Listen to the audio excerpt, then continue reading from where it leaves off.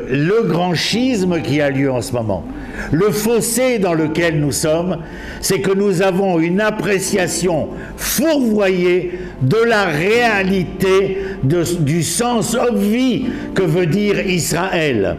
Ce que nous présentons au peuple d'Israël aujourd'hui, c'est la Torah de Babel Oued et de Varsovie. C'est la Torah de l'individu, c'est la Torah de la survivance. Comment gérer l'économie politique, la justice sociale, quand on est un Hébreu, quand on s'assoit ensemble pour essayer de comprendre quelle doit être notre loi, la loi de la justice, la loi de l'économie, la loi du social, la loi du politique, la loi militaire. Comment faire pour que Israël soit un État hébreu et démocratique ?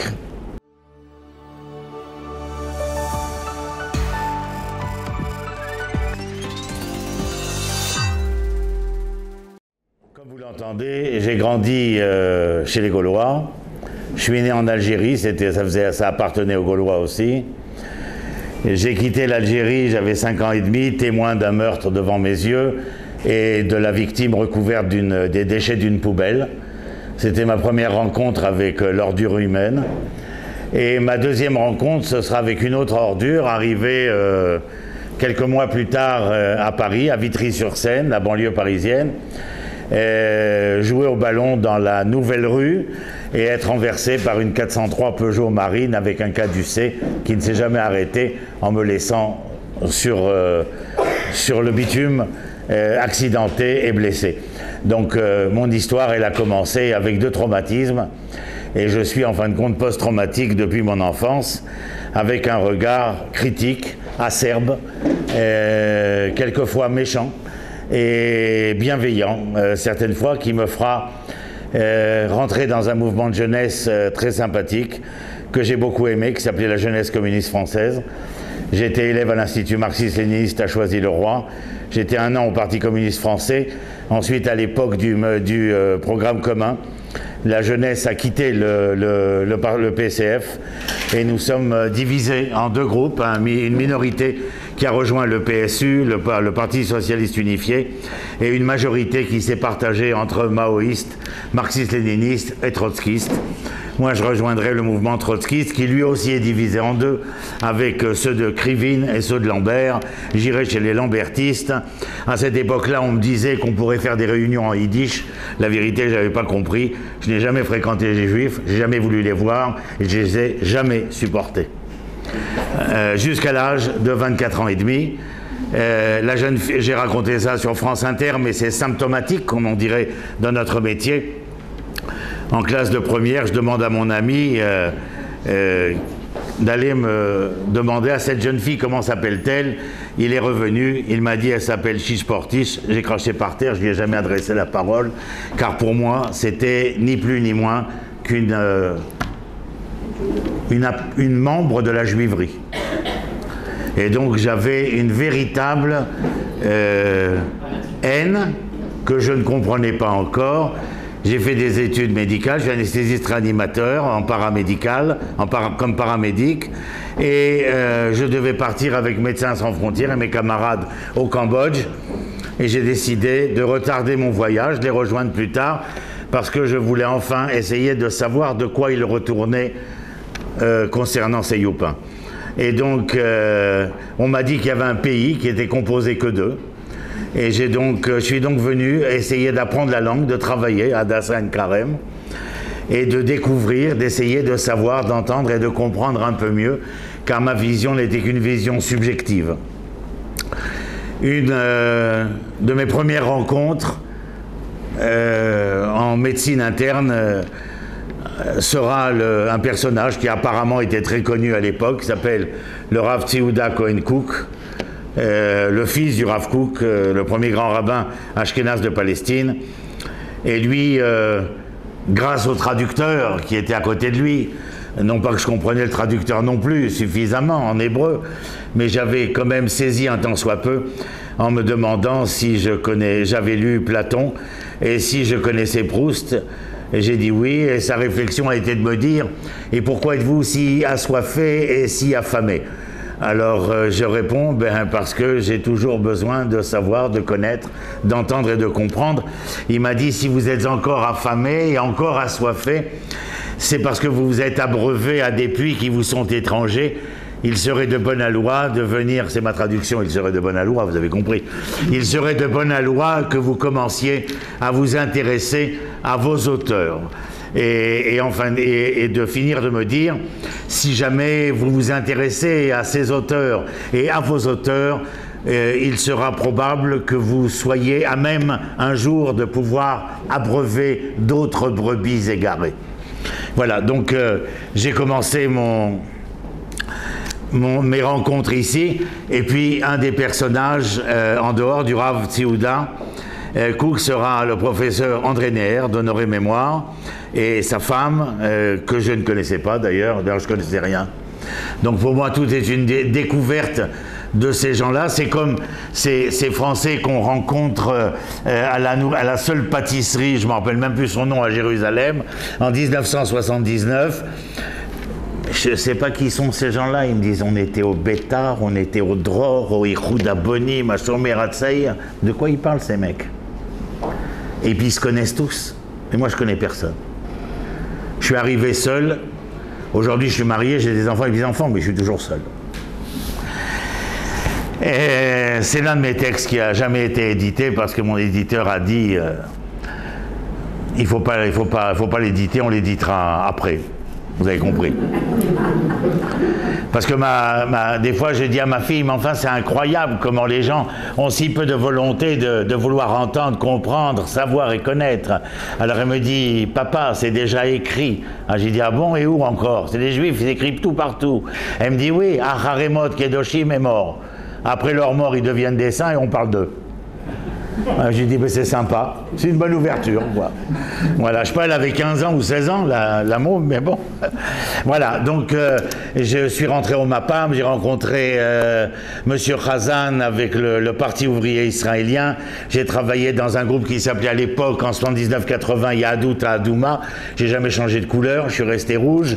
Et Judaïsme rouge, qui travaillait dans les, dans les cités en voie de rédemption.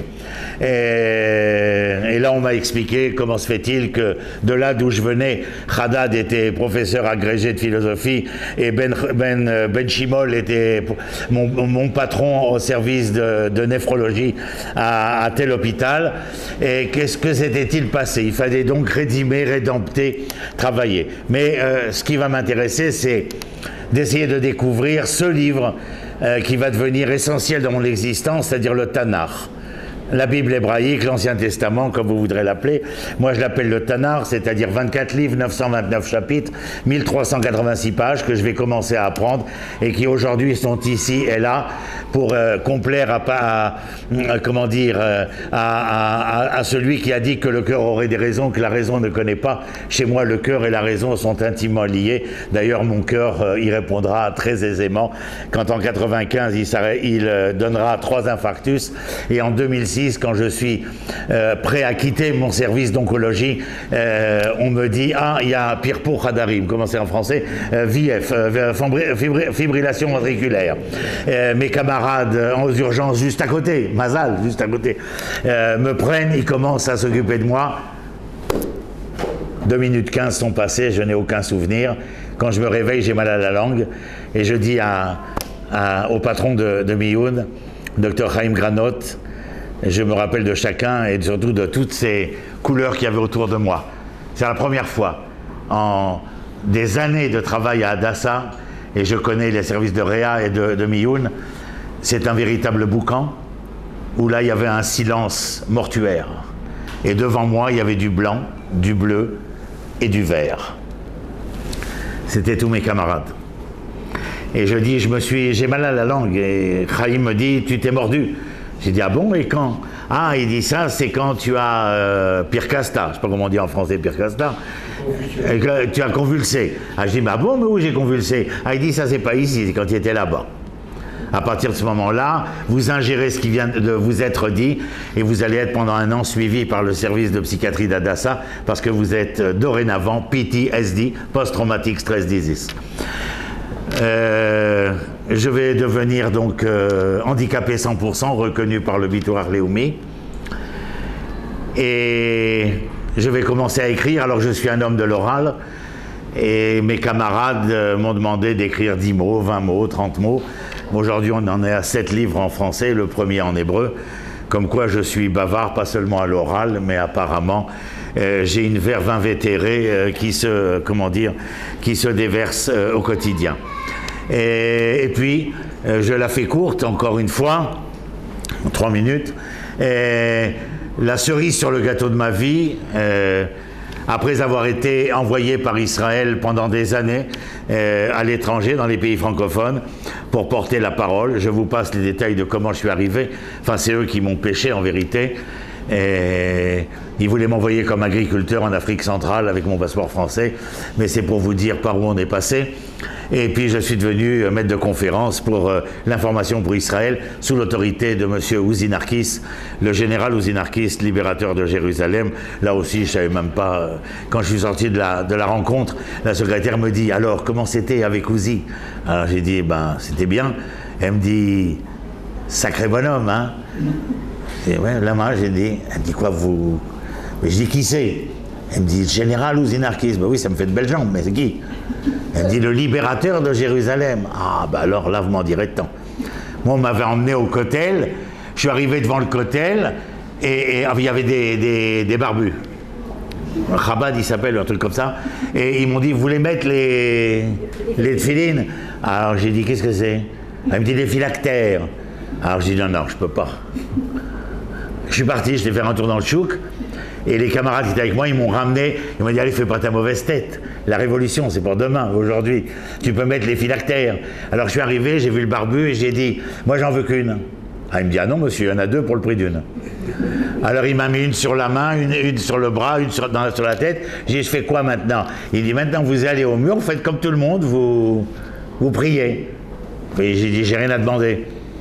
Alors il me dit, ben, vous asseyez-vous, faites ce que vous voulez. J'ai été m'asseoir, à ma gauche, à ma droite, il y avait des meufs, à gauche, des bonhommes, ils étaient tous en train de se balancer la danse de Saint-Guy, et moi je suis face au mur, et tout d'un coup je repense à cette dissertation où j'ai eu une très mauvaise note. La 251e de Pascal, le cœur a des raisons que la raison ne connaît pas. Et je regarde, il m'a dit, le barbu, tu peux pas mettre une sur le bras sans celle de la tête. Étonnamment, celle du bras est près du cœur, celle de la tête est près de la raison. Alors peut-être que j'aurais eu une bonne note si j'avais su qu'il fallait dire, pour moi, à travers ce que j'étais à mon âme et conscience, que le cœur avait des raisons que la raison connaissait.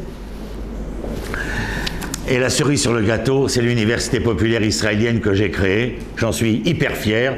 Mazé, je marche le nez en l'air. J'en suis très fier. C'est la seule autorité académique gratuite, populaire qui existe en Israël. Mais je ne suis pas fier seulement de ce que j'ai fait. C'est de la réponse de l'académie israélienne, de la recherche, de la science, de la philosophie, des politiques. Je ne sais même plus qui. Vous rentrez sur l'université populaire Chinamit Café Da'at, vous allez voir plus de 500 conférences. Ça fait 5 ans que ça dure. On termine la 5e année, on va commencer la 6e année. Demain matin, par exemple, on a un Français, Shmuel Trigano, qui vient, on a 2 Israéliens qui viennent, et chaque semaine, c'est un public qui vient, qui remplit, c'est plus de 120, 150 personnes, un amphi en bas et en haut, le musée Yedidé Israël qui m'offre toutes ses portes, tous ses services et tout le monde. Et la semaine dernière, la directrice de la culture et de l'éducation de Jérusalem me dit, dites-moi Ronnie, comment vous faites? Alors je dis, ça doit être mon accent. J'ai gardé un accent français extraordinaire dans un hébreu philosophique. Alors je leur dis, École Achencheli. Tov, c'est la cerise sur le gâteau. Jamais, au grand jamais, depuis l'âge de 14 ans, à la JC, je me suis arrêté de croire, comme Rousseau me l'avait enseigné, que le monde était perfectible. Et depuis aujourd'hui 53 ans, je lutte et je travaille pour rendre ce monde perfectible, pour rendre ce monde mieux et meilleur. Le sujet, c'est ni juif ni religieux. Rassurez-vous, c'est vrai. Qu'est-ce que ça veut dire? Lorsque le livre qui est essentiel, primordial si ce n'est cardinal, et qui est le livre le moins lu, le moins enseigné et le moins appris, a bouleversé ma vie, c'est le Tanakh, comme je vous l'ai raconté tout à l'heure. Je vous en prie, faites attention à l'objectif. C'est un but.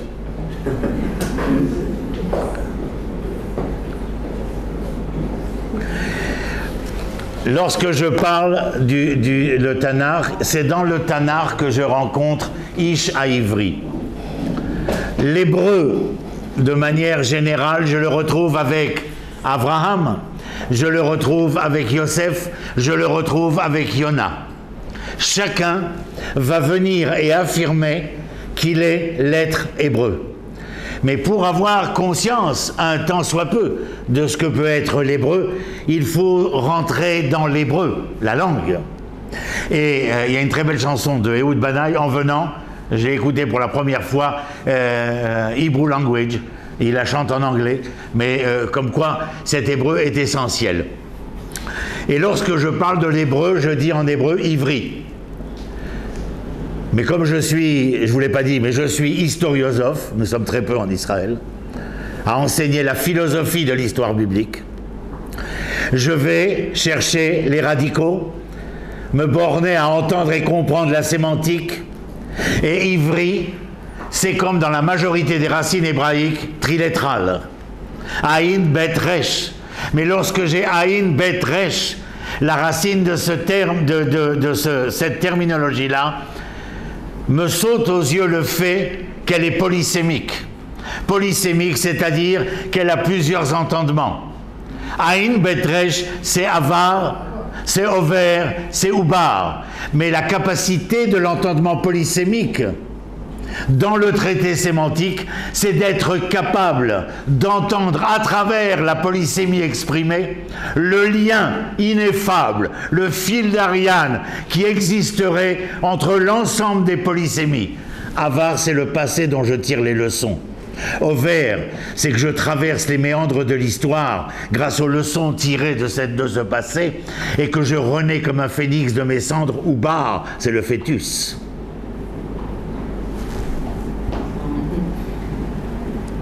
Avar, over, ubar.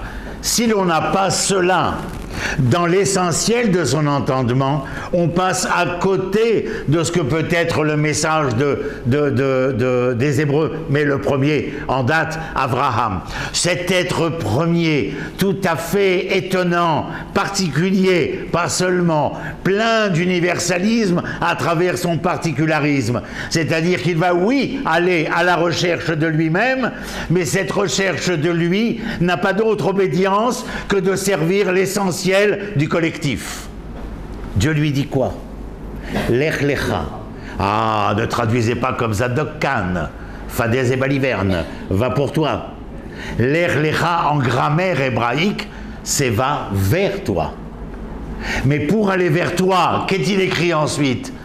Que tu devras quitter ta rue, ton école, ta famille. Je résume de manière lacanienne. Lorsque tu auras quitté ta rue, ton école et ta famille, elle arrête sa chère Areka. Moi, il m'aurait dit ça, j'aurais pas été. Vers la terre, je t'indiquerai. Yallah Habib et Tagid, quoi. Vers la terre que je t'indiquerai. Non. Eh bien, que veut dire le sens d'aller vers soi en devant quitter l'essentiel de ce à quoi je suis intimement lié, c'est-à-dire me libérer.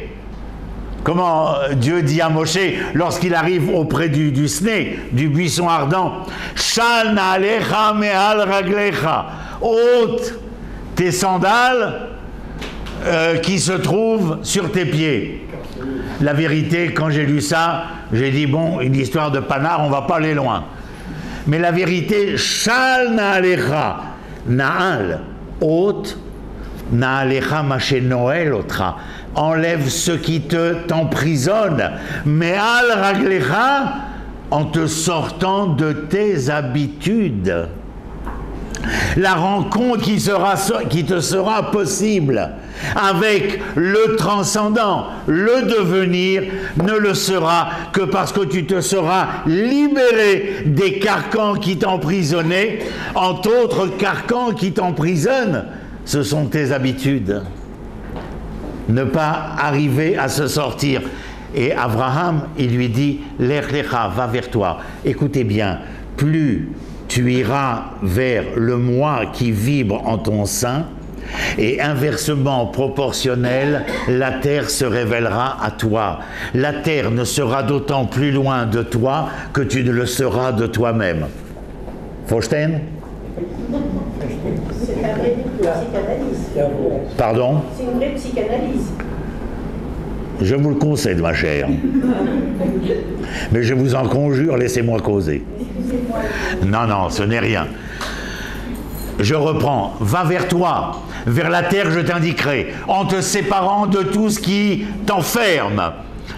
Mais la terre ne se révélera. La terre avec tout ce qu'on peut entendre entre la terre et l'homme, vous y avez pensé, bien sûr. L'homme et la terre est d'une même racine étymologique, parce que l'homme tire ses racines de la terre donne ses racines à l'homme, et si l'homme n'a pas de terre, il est comment? Déraciné, bien entendu. Et le message qu'on lui fait passer à Abraham, à cet Hébreu qui doit se détacher du passé. Comme notre ami André Comte-Sponville le dit, aimez moins le passé, aimez moins le futur, mais aimez d'autant plus le présent. C'est très stoïcien, bien sûr. Alors, il laisse le passé en tirant les leçons de ce passé.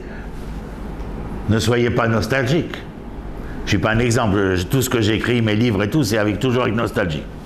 Non, pas nostalgie, la radio je parle, hein, mais enfin c'est une forme de nostalgie aussi. Mais j'ai besoin de ces airs-là, de ces musiques-là, de ce dada qui trotte entre mes neurones et mes synapses activées pour arriver à écrire à partir de 5 heures du matin et pouvoir m'épancher. Tu dois aller au plus loin vers toi pour que la terre, qui est ce terroir à partir duquel, rappelez-vous, La Fontaine, le laboureur et ses enfants, il n'est pas question simplement des blés que la terre engendre, que les blés que la terre génère. Il est question de l'homme dans ce travail agricole. D'ailleurs, c'est important, la culture. La culture, c'est une polysémie aussi. La culture éducative et la culture agricole. Est-ce qu'il n'y a pas d'atome crochu entre les deux? Bien évidemment. Bien évidemment. Et Abraham est donc cet Hébreu qui se met en marche. Après lui, Yitzhak, Yaakov. Yaakov, lui, va devenir Israël. Mais l'Hébreu, tels que sont les patriarches, sont porteurs d'un message. Par toi seront bénies les nations de la terre. Ça veut dire quoi, par toi seront bénies? Innomine Patris Sanctis. Non, pas du tout. Mais pas du tout. Bracha en hébreu. Vous avez pensé à bracha encore une fois, sans racine. Restez chez vous, c'est même pas la peine de vous déplacer dans l'étude. Bracha, la racine, c'est berer. À quoi servait le berer? C'est ce sur quoi la femme tombait pour pouvoir accoucher, c'est-à-dire donner naissance à. Quelle est l'origine sémantique de la bracha, de la bénédiction, bénédictée, de la bonne parole? C'est le fait d'avoir mis genou à terre comme état naturel par lequel je donnais naissance à. Et par toi seront bénies les nations de la terre, c'est-à-dire par toi, grâce à toi, par ton message, par, comment je dirais, par l'enseignement qui est le tien, il y aura une possibilité d'offrir aux nations la capacité à se générer. Peut-être mieux que cela, à ne plus parler comme nos parents nous forçaient. Mais que vas-tu faire quand tu seras grand? Quel sera ton avenir? L'avenir, c'est l'épithète du verbe avoir, alors que lui parlait du devenir comme épithète du verbe être. Faustin? Quelle différence fondamentale que nous offrait le patriarche! Mais vous allez voir où je vais, beaucoup plus loin que cela. Yaakov, lui, va s'appeler Israël. il est toujours intimement lié à la racine hébraïque, mais à partir de cette racine hébraïque va naître ce qu'on va appeler les enfants d'Israël. Ils sont combien? 12. Et la merveilleuse Dina. Et sans oublier Bila et Zilpa, car les enfants d'Israël ne sont pas les enfants de Rachel et de Léa. Mais j'avais écrit un énorme article en hébreu et en français où il était question de Bila et de Zilpa. Bila et Zilpa sont soi-disant les deux servantes, mais elles ne sont pas moins aimées. Et Rachel et Léa n'en étaient pas moins servantes. La question relationnelle ici est une question d'amour. D'ailleurs, regardez, le fils Réhouven a tellement eu peur après la mort de Rachel, sa belle-mère, qu'il a été prendre la couche de la servante de Rachel pour ne pas que Yaakov vienne s'épancher, se lamenter à travers cette femme sur la nostalgie de Yaakov. C'est donc il existait une véritable relation intimiste, aimante et reconnaissante des uns vers les autres. Je rappelle qu'il y a 12 enfants. Et donc, je viens et je vous dis, Am, Eretz, Torah, nous avons l'habitude de les appeler Am Israël, Torah Israël, Eretz Israël. Qu'est-ce que c'est Am? Le peuple. Ça m'en dit pas plus en français. El populo. Aval Am en hébreu, il n'y a pas de consonne, il n'y a pas de voyelle, pardon. C'est-à-dire que Am, si je veux être à même de pouvoir faire en sorte que le Am soit, il faut que j'invite les composantes à être im, avec. Comprenez que l'hébreu est porteur de sagesse. Je ne dis pas que les autres langues, non, ne m'entendez pas mal. Mais je dis que l'hébreu, qui est ma langue retrouvée après tant d'années de disparition, et que nous avons la chance de la retrouver, ô combien il est essentiel de savoir l'utiliser, l'entendre et la comprendre. Donc je parle de Am Israël, Im, Eretz, nous avons déjà parlé, Adam ve Adama, Torah, n'a jamais voulu dire religion, je ne sais pas quelle est cette espèce d'atrophié synaptique qui a inventé ça. Torah veut dire enseignement. Torah c'est Leorot, Ora'a. C'est où? Ora'a, enseignement. Torah n'a jamais été religion.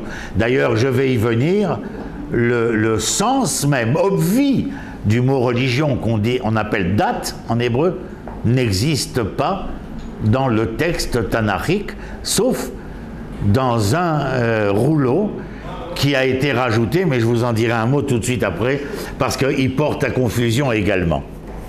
Et lorsque nous avons le peuple et la terre, le peuple reçoit au Sinaï, non, il a reçu la Torah au Mont Sinaï. Ah, ça nous fait de belles jambes.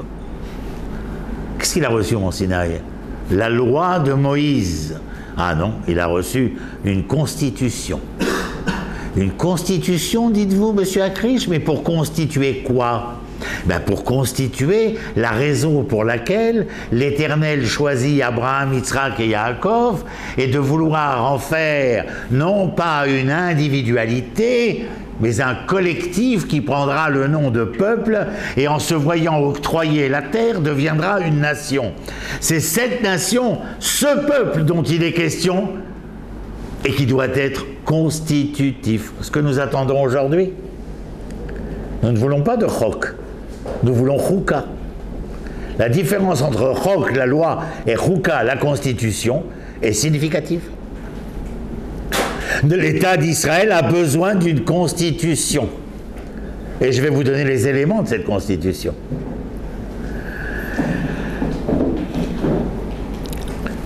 L'hébreu est donc cet élément porteur non seulement de particularisme, mais aussi d'universalisme, comme nous l'avons expliqué à travers le mot bracha. Maintenant, venons-en à ce que j'appelle l'événement réducteur. Le premier temple a été, comment dire, le point culminant, l'acmé de notre installation.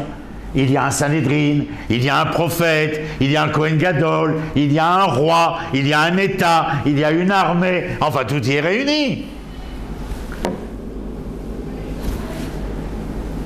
Et alors pourquoi ça ne marche pas? Tout était en place. Ah, peut-être. Les sages disent, mais je vous traduis après, il y a eu le sang qui coulait gratuitement, l'idolâtrie. L'idolâtrie, c'est pas simplement Baal ve Ashtaré. Ça, on en a retrouvé mes camarades archéologues m'ont montré des centaines, des milliers de statuettes. Ashtaré est toujours enceinte. On allait au temple, on apportait son petit bélier, on rentrait à la maison, salut Baal, salut Ashtaré, Manishma. Parce que sinon, vous ne retrouvez pas autant de statuettes. C'est donc qu'il y avait un syncrétisme au sein d'Israël. Ce syncrétisme dont le témoignage est les vestiges de cette époque templière, mais aussi l'archéologie de ces statues. En dehors des témoignages qui sont les nôtres, car lorsque vous allez dans la Bible, les prophètes sont on ne peut plus clairs. Quand ils demandent à Israël de cesser Avodah Zara. Mais Avodah Zara, c'est pas seulement les statuettes. Avodah Zara en hébreu, c'est un travail étranger. Mais ça veut dire quoi, Avodah Zara? Je vais vous dire mieux qu'Avodah. Avodah chez Izara Lecha. C'est-à-dire d'aller servir autre que vous-même. Ce que j'étais jusqu'à l'âge de 25 ans, car je ne vous l'ai pas dit. Mais le professeur André Neher, lorsqu'il me découvre, il me dit, nous allons étudier face à face. Je dis, je ne suis pas à niveau. Il me dit, si. Un livre de philosophie, peu importe, mais il me dit, je veux que vous lisiez ce livre-là. Et il me donne un livre, vous savez lequel? La haine de soi, Theodor Lessing, 1934. Quand j'ai fini de lire le livre, je ne suis pas arrivé à la conclusion de Theodor Lessing, qui demande, lorsqu'il se réfugie en Tchécoslovaquie, qui va être comment dire, conquise par les forces hitlériennes, il demande, parce qu'il n'en a pas le courage, tellement il se hait lui-même, d'être puni par 2 balles dans la tête, ce que feront les SS. Mais la haine de soi, j'ai écrit là-dessus aussi. Cette haine de soi qui vous phagocyte par un refus des plus totales de ce regard vis-à-vis de soi. Avodah Zara, c'est aller servir l'autre, l'étranger qui est en moi. Hazar Shebi. Et croire que le zar, l'étranger qui est en moi, est en vérité le reflet de mon être le plus profond, le plus vrai, c'est-à-dire le moi originel. Que nenni, mon ami. Ce n'est pas le cas. Le premier temple est détruit, j'appelle cela parce qu'il y a un échec des plus totales de l'identité morale de l'être hébreu bafoué. Tellement bafoué, mes amis, que l'hébreu va disparaître. Nous partons en Babylonie. Rassurez-vous, très peu vont en Babylonie. La majorité reste en Judée pour une simple raison. Et bien évidemment, vous comprenez que pour découvrir et enseigner ce que je vous dis sur un pied ce soir, il faut que nous, les chercheurs en historiosophie biblique, nous soyons capables de nous plonger dans le texte et d'essayer de regrouper, par exemple, avec les 445 livres de Qumran, 930 Megillot de Qumran, recouper. Les rabbins ne sont toujours pas arrivés à cela. D'ailleurs, je crois qu'il s'y refuse. Car la confrontation entre ce que nous avons là et ce que nous avons découvert après 2000 ans d'histoire, ce qu'on appelle Megillot Yamamela, Megillot Qumran, c'est du TNT, de la dynamite, je passe du plastique, soit. Rendez-vous compte, le nombre de livres de Bereshit qu'on a trouvé à Qumran, le nombre de livres de Dvarim qui est le plus copié. Et puis il y a celui dont je vous ai dit, là où il y a le mot date, c'est la seule Megillah qui n'existe pas dans les 930 Megillot trouvées à Qumran. Megillat Esther, inconnue au bataillon. Tout y est, sauf Megillat Esther, où le mot date apparaît comme loi date, qui est date Amelech, la loi du roi, la législation royale, Megillat Esther. Quelle est la Megillah parmi les 930 Megillot trouvées qui n'est pas Megillat Esther? Bien entendu, pour des gens comme moi, je me pose des questions. Ma femme ne supporte pas que je lui raconte ça à chaque fois que je trouve quelque chose. Elle me dit, il faut toujours que tu nous déranges. Mais on n'est pas là pour plaire, on est là pour apprendre, pour savoir, pour connaître, pour comprendre. Je n'arrive pas à comprendre comment on peut vivre en croyant à des mythes. Je n'arrive pas. Alors qu'il est possible de se pencher à ce sujet. Donc le mot qui apparaît, non pas dans Megillat Esther, à part le mot date, où est-ce qu'apparaît la première fois le mot Yehudi? Dans Mordechai, mais il y a bien avant. Il y a quelqu'un qui parle de Yehudi avant Mordechai, avant la Megillat Esther. Yirmiyahu. Et quand il parle de Yehudi, ce n'est même pas tel qu'il est comment dire, légitimé dans la Megillah, ou Mordechai Ish Yehudi, qui veut dire qu'il vient de Judée. Mais chez Yirmiyahu, c'est un homme qui s'appelle Yehudi. C'est la première fois qu'on le voit. Mais qui est-ce donc Yehudi? C'est un... Oui, alors ça c'est le deuxième exemple. Mordechai, c'est dans Megillat Esther. Mais la première fois que nous trouvons le mot Yehudi, c'est chez Yirmiyahu. Yirmiyahu, c'est celui qui assiste à la destruction du premier temple. C'est-à-dire que il vit entre moins 550 et moins 586. Plus d'ailleurs, puisqu'après, il emmène les Judéens restants. Alors vous entendrez dans ma bouche Yehudaim. C'est comme ça que le propos scientifique. Yehudim, c'est après les habitants de la Judée qui quittent la Judée, Yehudaim. C'est-à-dire, ne confondez pas. Yehuda, Yehudaim. Ensuite, nous rencontrerons les Yehudim. Zemashwacher. Le mot Yehudi apparaît donc ici. Nous n'avons, tout à l'heure je vous parlais de terre, de Torah, de peuple d'Israël, mais nous n'avons nulle part une transcription de Torah juive, de peuple juif, de terre juive. Nulle part. Aucune référence littéraire. La seule chose que nous trouvons ultérieurement, c'est ce que vous entendez encore aujourd'hui, et que j'appelle une ineptie nominale, le peuple juif. Il n'y a pas de peuple juif, il n'a jamais existé, il n'existera jamais. Pourquoi? Le seul peuple que nous connaissons, c'est le peuple d'Israël ou le peuple des Hébreux. Mais juifs, mes amis, concernent, à Yehudaïm, concerne 3 tribus.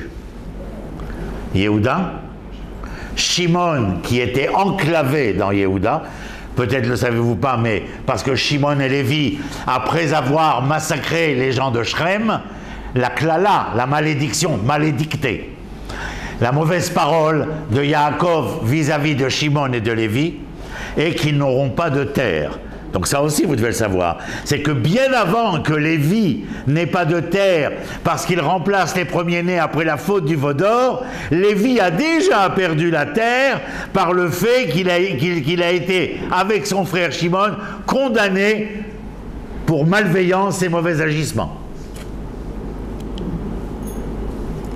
Est-ce que vous tirez une leçon de cela? Bien évidemment que vous tirez des leçons de cela.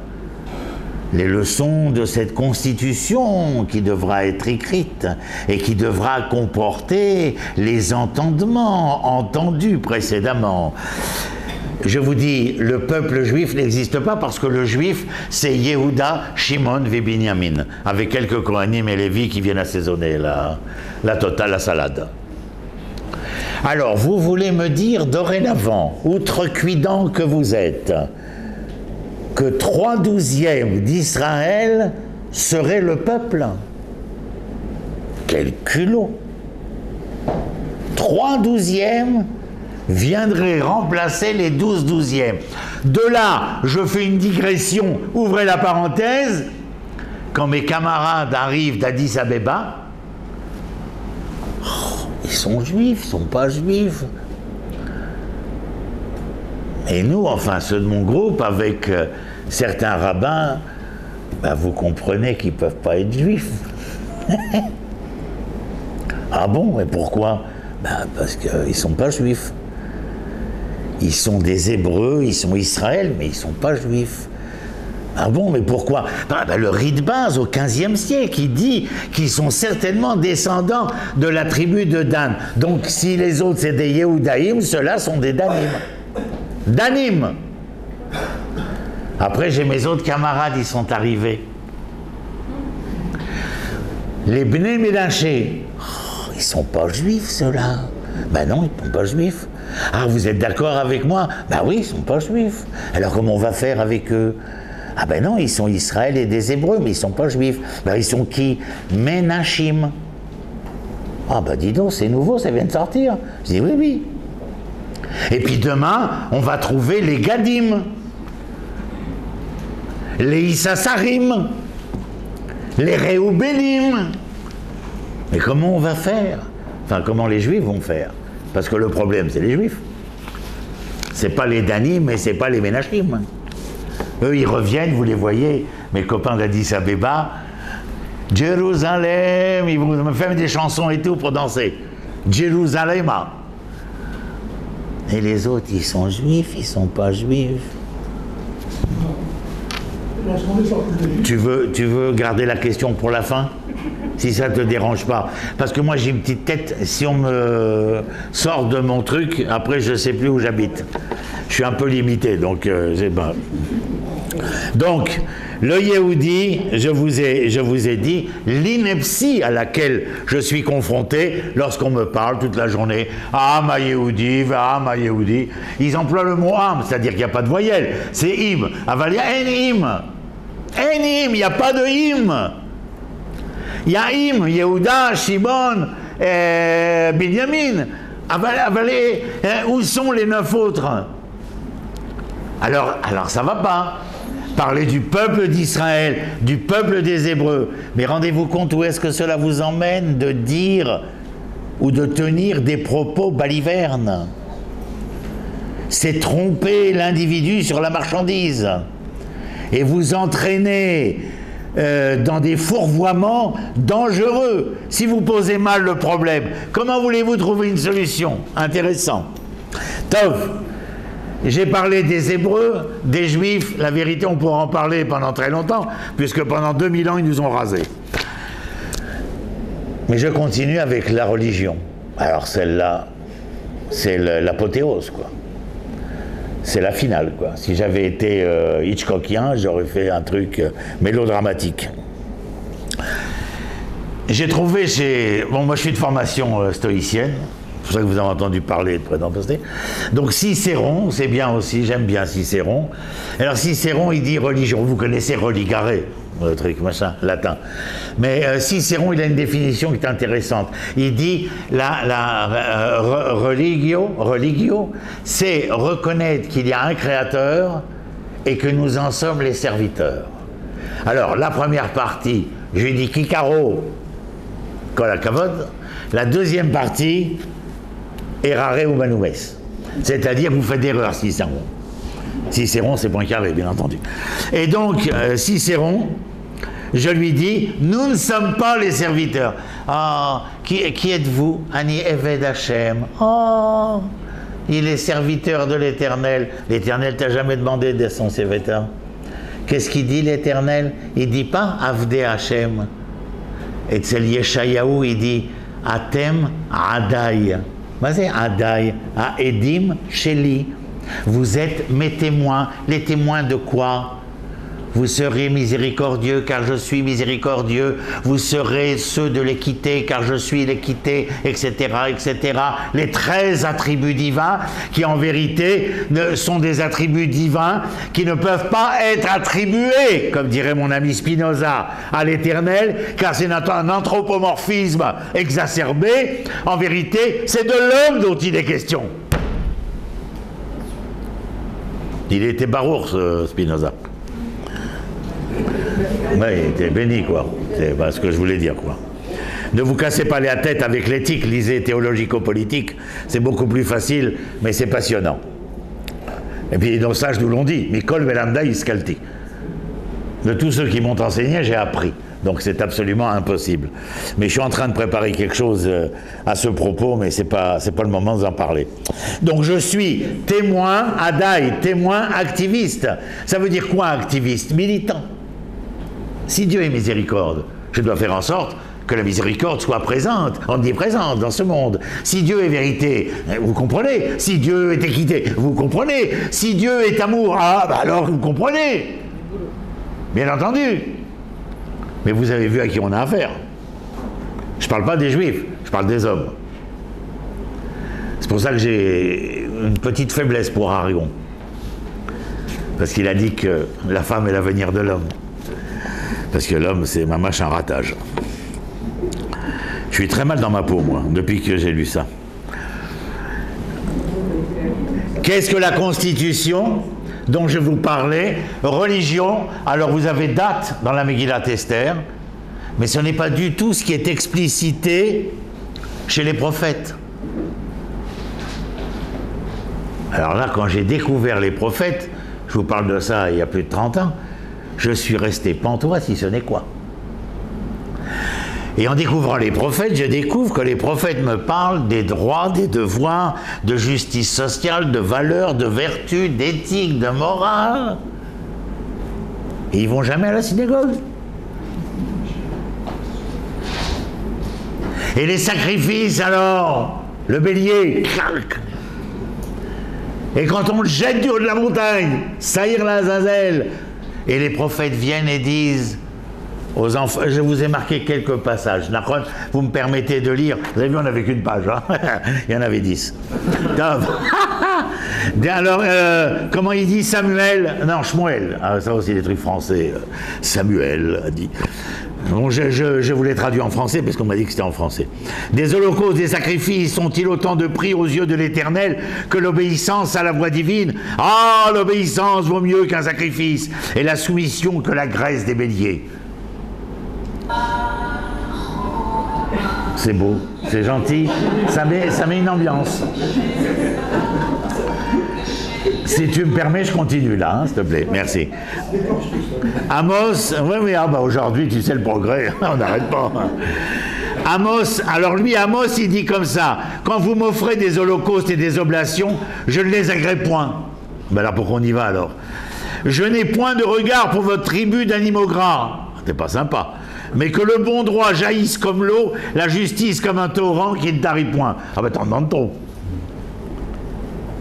Et Oshéa, c'est que je prends plaisir à la bonté et non au sacrifice. Je préfère la connaissance de Dieu aux holocaustes. Ah ben dis donc, nom d'une pipe. Et nous on se casse la tête à chercher le bélier et le mouton. On cherche à trouver le shochet. Comment on va se partager les morceaux. Le sang nous répugne, mais enfin c'est une ordonnance que le Rambam ne voudra pas entendre, ni le Rav Kook plus tard, dans son ordonnance sur la Atzimchronout, je ne sais plus comment on dit en français Atzimchronout, en français Atzimchronout, comment on dit? Végétarien, oui. Il écrit, il dit qu'il y aura des sacrifices, mais pas animal, il y aura des sacrifices végétals, quoi. Et bien entendu, comment est-ce qu'on peut imaginer que... Et les prophètes viennent et insistent, je dirais presque lourdement, sur le fait que le culte que je lie au mot religion, reconnaître que Dieu est le créateur, Vakasha. Même chez mes philosophes grecs, il y en a qui ont reconnu, comment dire, l'origine créatrice d'un divin, quel qu'il soit. Mais servir Dieu, non. C'est, une fois, un de mes enfants m'a demandé, mais alors si c'est comme ça, explique-nous, qu'est-ce que tu... Je dis, regarde, quand tu veux honorer ton père et ta mère, c'est par rapport à ce que tu es et ce que tu deviens que ton père et ta mère sont honorés. C'est comme si tu viens voir ta femme et tu lui amènes un bouquet de fleurs en lui disant « Nous, c'est pas une preuve que je t'aime, ça ?» La preuve d'amour, elle est ailleurs. Elle est dans le comportement, dans l'agissement, dans la manière d'être et de vouloir devenir. Mais certainement pas en venant faire des déclarations intempestives qui sont bien souvent platoniciennes. Mais il est clair, et c'est ce que veut dire ici, en tout cas, le monde prophétique dans son ensemble, n'ayez pas de doute, hein. Je vous ai donné 3 exemples de prophètes, il n'y en a pas un seul qui dit le contraire, pas un seul qui dit le contraire. Ils sont en colère, et ils ont raison vis-à-vis de cette colère, car les enfants d'Israël ont transformé la Torah, l'enseignement, la constitution hébraïque en un culte d'accomplissement. En un culte d'accomplissement. Le cultuel venait être à la preuve ineffable, obvie, de ma foi inébranlable, irréversible. Je n'ai pas honte. Foutaise. Foutaise. Puisque nous avions le temple, on l'a dit tout à l'heure, le temple, le Kohen Gadol, le prophète, le Sanhédrin, le roi, nous étions indépendants et souverains, nous avions une armée. Et les prophètes. À Kol Nafal. On revient une deuxième fois avec Yoshua et Zorobabel, qui seront suivis par Ezra et Nehemia. Ils veulent construire, hein. Mais bon, ils sont pas sympas les 2 derniers là. Parce que ceux qui sont restés, je vous ai dit tout à l'heure, à l'époque du premier temple, la majorité n'a pas été déportée. C'est encore une histoire à dormir debout. Pour quelle raison n'ont-ils pas été déportés? Parce que l'armée babylonienne avait besoin de manger, de boire, de s'habiller, etc., etc. Ça veut dire qu'elle avait besoin des gens du terroir pour assurer les besoins d'une armée en campagne, d'une armée occupante. C'est aussi simple que ça. Il y a eu des mouvements de population générés par Nabuchodonosor, voulus ensuite par la Perse qui avait renversé Babylone. Mais grosso modo, la majorité restait là. Et lorsque Ezra et Nehemia viennent, après Yoshua et Zorobabel, les mecs qui habitent la Samarie, par exemple, viennent les voir. Qu'est-ce que vous faites? Quand on les voit transporter des pierres, on va reconstruire le temple. Ah ben c'est super. Nous on était là tout le temps, quoi. Mais on peut, si vous voulez, on participe avec vous. Ben non. Ils seront refusés.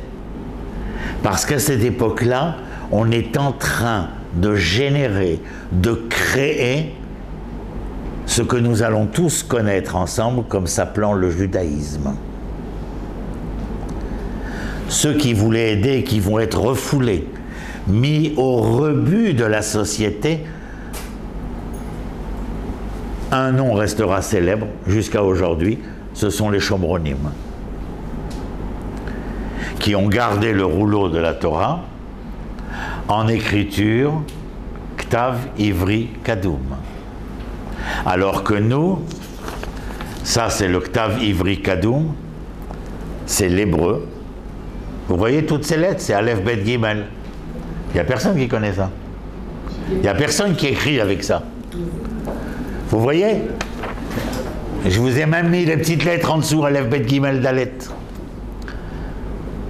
Moi, je me rappelle, au début de ma campagne hébraïque, j'essayais d'être intelligent. Alors, je disais, le Aleph, c'est un Vav transversal avec un Yud supérieur, un Yud inférieur. Le Vav, il vaut 6, le Yud, il vaut 10, celui d'en bas, 10. Alors, le Aleph, c'est l'unité, ça vaut 26. Et puis, un jour, je me suis rendu compte que c'est peut-être quelque chose d'intéressant, mais qui ne repose pas sur une vérité première, puisque la vérité première, elle est écrite de cette manière.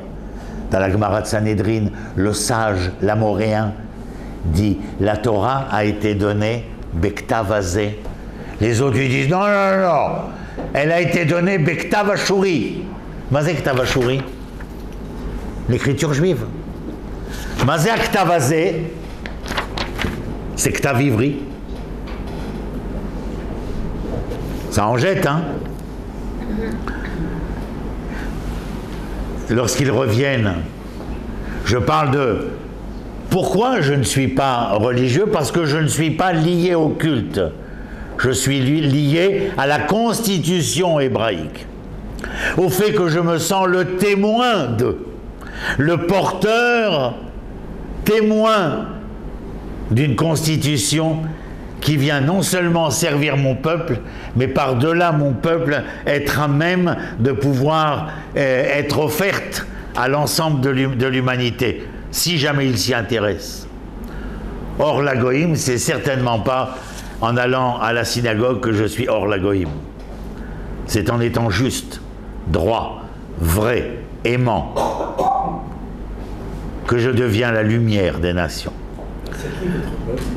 Mon peuple sont les Hébreux.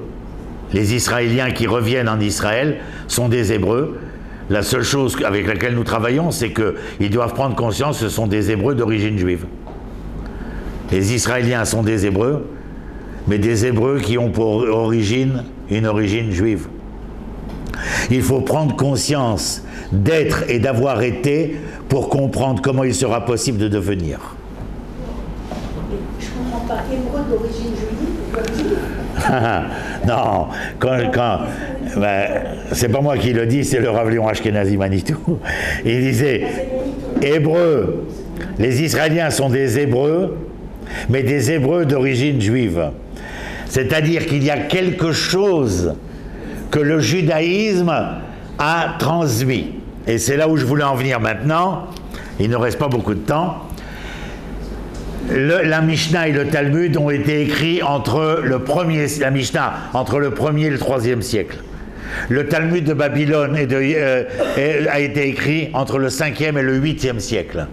Daniel Bomberg est le premier éditeur aux imprimeries de Venise en 1520-1523 a édité le Talmud. La première fois que nous tous ensemble pourrons ouvrir un Talmud, ce n'est qu'en 1520-1523, au XVIe siècle. Il circulait déjà au Xe, XIe siècle. Il circulait des copies, ce n'était pas une étude populaire. Ce n'était pas une étude populaire, l'imprimerie n'existait pas. Et c'était des copistes qui recopiaient. La copie qu'avait le Rambam n'était pas une copie qui était présentée à tout un chacun. La première fois qu'il y aura une configuration de 20 livres, c'est au XVIe siècle. Mais peu nous importe maintenant, c'est simplement le fait de savoir que s'est-il passé entre le moment de l'écriture et le moment où c'est publié et que le judaïsme devient religion officielle, pas seulement avec la présence de la Mishnah, de la Gemara, ce qu'on appelle le Talmud, mais bien évidemment avec la législation du Mishneh Torah en 180 de Maïmonide, de Rambam, et au XVIe siècle, la grande législation du Shulchan Arour qui va légiférer. Mais quoi? Et c'est là que le bas blesse. Mais qu'on leur rend hommage à ce judaïsme-là. C'est que ce judaïsme-là a permis la survivance des rescapés de l'histoire des Hébreux.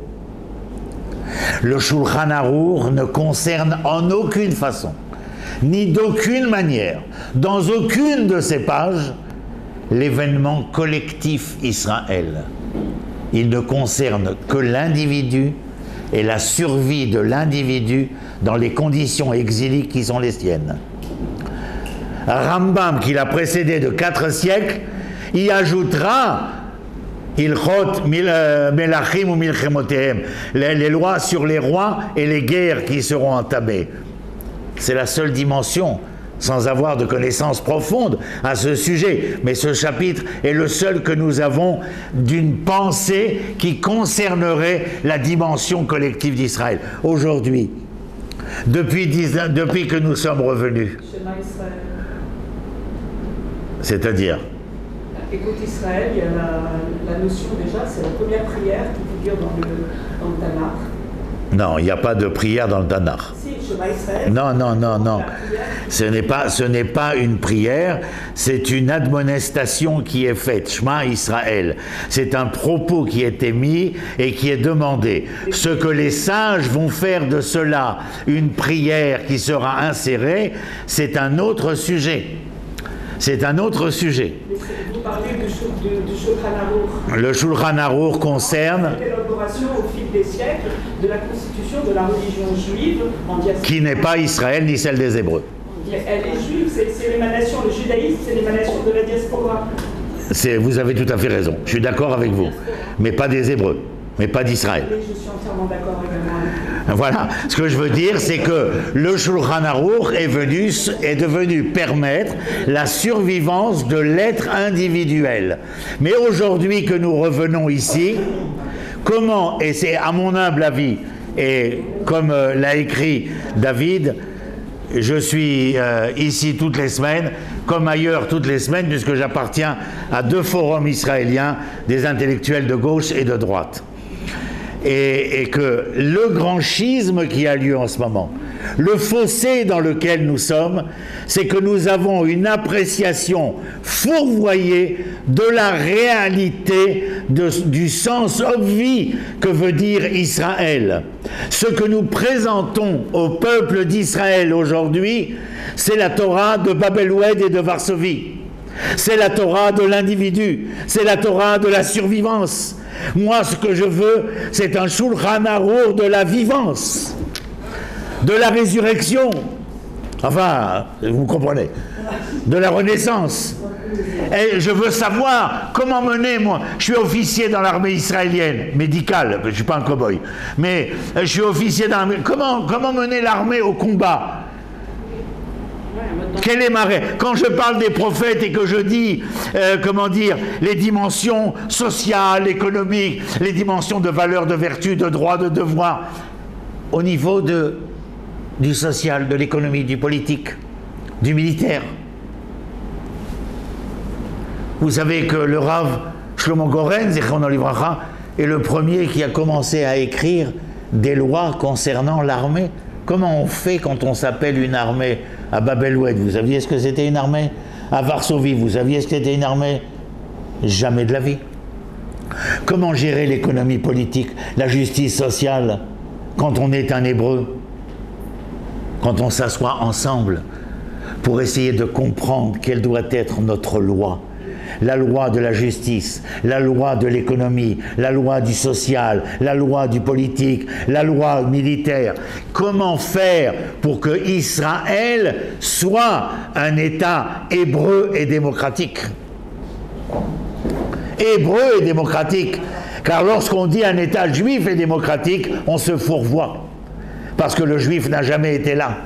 Le juif n'a jamais eu une dimension collective. Le juif n'a jamais eu de dimension populaire. Il a eu une dimension individuelle. Vous vous rappelez? Enfin, moi je ne les ai pas connus, mais quand je suis revenu en tant que maître de conférence en France et en Navarre, j'ai vu les synagogues, j'ai vu les centres culturels, jusqu'à aujourd'hui d'ailleurs, vous recevez sur Facebook, ils ont fait une petite fête là, ils se sont honorés par-ci, par-là, mais c'est tout au niveau de groupuscules. Ce qu'on appelle de communauté. Mais là, il n'est pas... Parce que nous qui nous rencontrons ici ce soir, nous ne sommes pas une communauté. Nous sommes un peuple qui avons décidé de devenir une nation. Je vous donne un dernier exemple, parce que bon, vous avez compris qu'on n'arrivera pas au bout. Mais juste un exemple. Aïe, aïe, aïe, aïe, aïe, c'est l'âge. Et le Shabbat, oui, il faut lever le machin là, l'objectif, subjectif. Tiens, lui aussi s'est barré. Et je vous donne juste un exemple qui m'a marqué. Je lis tous les vendredis soirs, Yom HaShishi, Vayichulu HaShamayim Ve'aret, Vechol Zeba, blablabla. Et je me rends compte que les 10 commandements ont été donnés dans Parashat Yitro. Mais ils ont été donnés les mêmes dans Parashat Vayetranan, qui se trouve dans le livre de Dvarim, mais lui est écrit par qui? Par Moshe. Alors que les 4 premiers sont dictés à Moshe.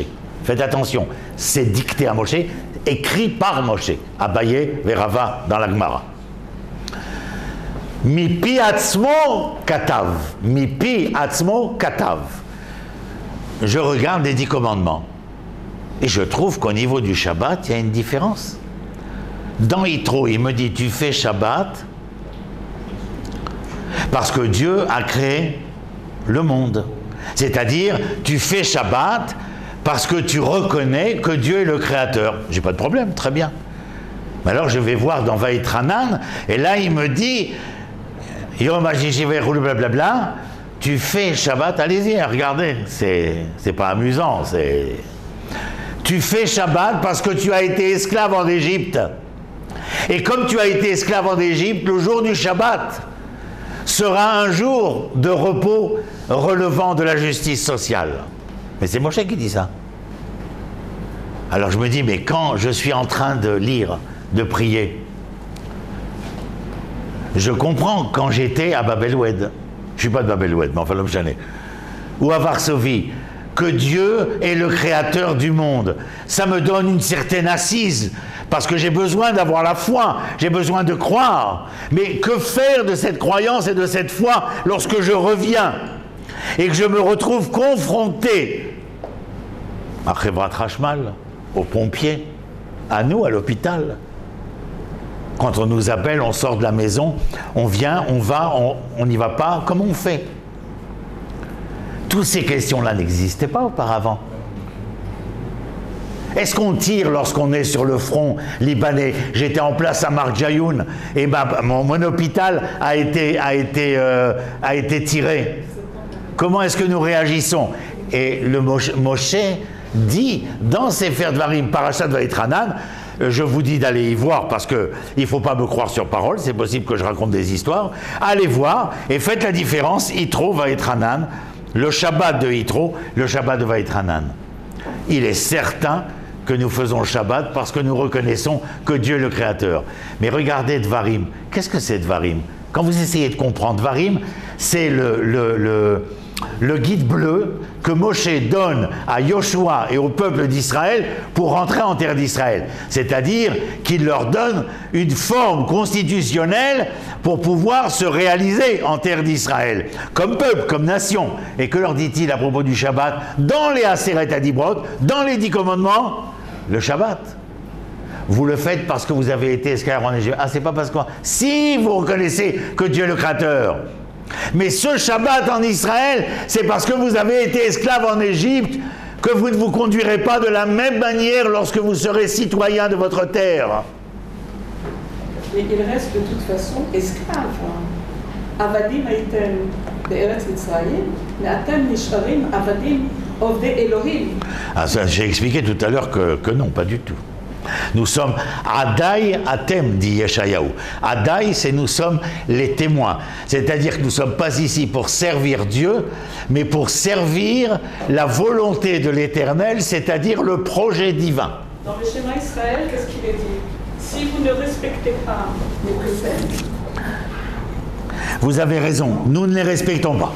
Non, mais... Nous ne les respectons pas. Dans la mesure où c'est du donnant-donnant.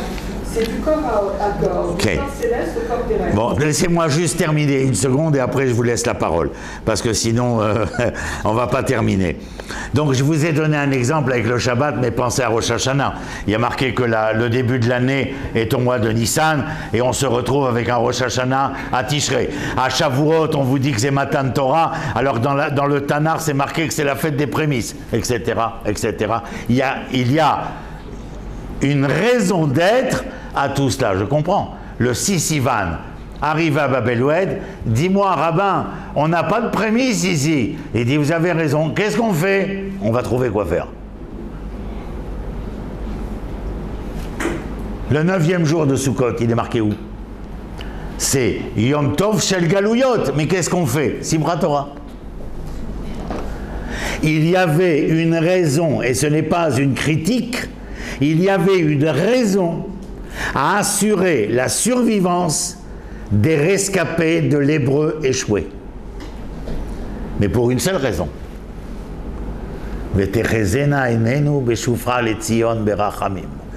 Et ouvre-nous les yeux au moment de ton retour à Sion avec miséricorde.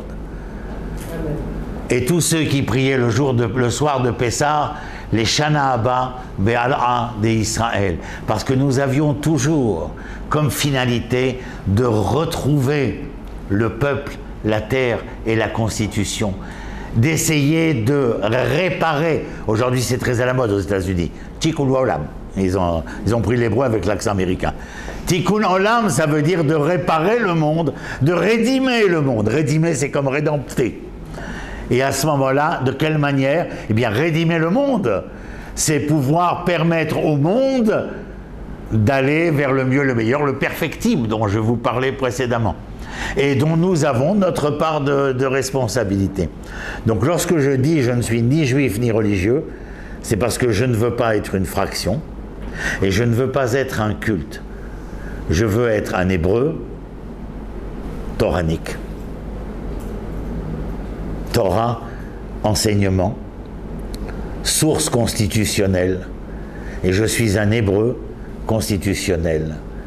Et donc bien évidemment qu'il me paraît bien souvent très dérangeant que le culte soit devenu l'élément prépondérant, essentiel de l'agissement de mon peuple, contrairement à ce qui nous est demandé fondamentalement. Excusez-moi, Mishnah disait que être juif, c'est respecter les mitzvot. Okay. C'est son point de vue, il avait raison. Il fallait respecter, absolument, il a entièrement raison. Mais respecter les mitzvot, à partir du moment où nous redevenions un peuple, c'était être capable d'élaborer cette constitution qui était constituée par les mitzvot. Mitzvot, ce sont les ordonnances qui nous ont été données. Mais faites attention que les ordonnances dans le livre de Dvarim, dont je vous dis que c'est l'école préparatoire, l'année préparatoire à l'entrée en Eretz Israël, concernent bien évidemment le social, l'économique, le politique, le militaire, etc. C'est-à-dire les relations à l'horizontale. Le Maharal de Prague dit, si vous êtes capable de créer à l'horizontale de l'exil, le Maharal de Prague c'est Rabbi Yehuda Leib, dont on parle du golem. Bon, ça c'est une histoire. Mais la statue du Maharal à Prague, Rabbi Yehuda Leib, qui a écrit une œuvre fantastique de près d'une vingtaine de bouquins, et il dit, lorsque vous êtes capable de respecter, d'organiser et d'aimer à l'horizontale, il dit bria, bria. Créature, créature. S'il y a rencontre entre les créatures, c'est le triangle du Maharal, vous aurez possibilité de rencontrer l'Éternel. S'il n'y a pas de rencontre entre les créatures, il n'y aura pas de rencontre avec l'Éternel. C'est-à-dire que la base, le fondement essentiel de la réalisation de ce à quoi nous croyons est de pouvoir établir cette société à laquelle nous aspirons. Et en aucun cas nous mettre au diapason de je ne sais quelle religion qui, à travers le culte, le mythe, est à même de vouloir défendre l'idéal qui serait soi-disant le sien. Non point. Nous voilà de retour au Tanakh, de retour au message tanachique, afin de réaliser cette société à laquelle nous appelons. Et en aucun cas, au nom de soi-disant idéaux cultuels, religieux, ou je ne sais quel autre porte-drapeau fondamentale, il faudrait créer, comment dire, un fossé, un schisme à l'intérieur du pays. Non pas non plus que de l'autre côté, un sécularisme exacerbé soit de bonne loi, mais il est certain que la majorité du peuple est à même d'aspirer à une rencontre foncière entre le séculier et l'hébraïsme biblique, et d'essayer de trouver quel sera le chemin le plus probant afin de pouvoir continuer à cheminer et à devenir. Car, vous savez, le Lego est très long à monter, mais il suffit d'une pichenette pour faire dégringoler le Lego. Si vous avez des questions, Vakasha. Merci beaucoup déjà.